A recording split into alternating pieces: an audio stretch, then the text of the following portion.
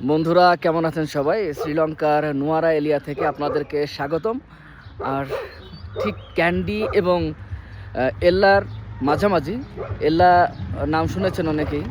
এল্লা জায়গাটা খুব famous, Adams pick, যে আদম আলাইহিসসালামের যে পায়ের ছাপ যে পাহাড়ের উপরে পাওয়া গিয়েছে, সেটা হচ্ছে এখনও আছে ওখানে।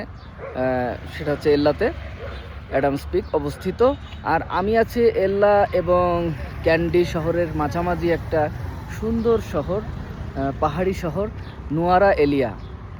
এই শহর, এই নুয়ারা এলিয়া খুবই বিউটিফুল এবং খুবই সুন্দর।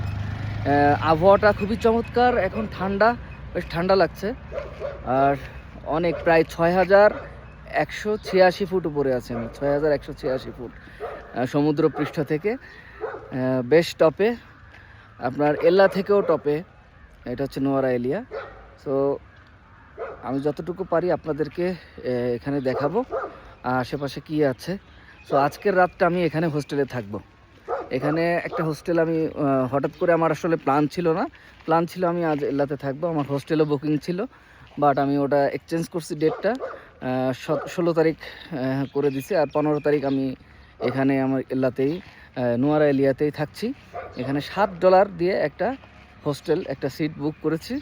তো সোলো ট্রাভেলারের জন্য এটাই এনাফ, এটাই ভালো এবং কম খরচে থাকা খাওয়া, এবং আমিও একটু সেভ করে চলছি। তো মোটামুটি আমি যেটা মনে করি যে আমার বাংলা টাকার 9,000 টাকার ভিতরে আমার এই পুরা 4 দিনের ট্যুরটা হয়ে যাবে আশা করি। ধন্যবাদ।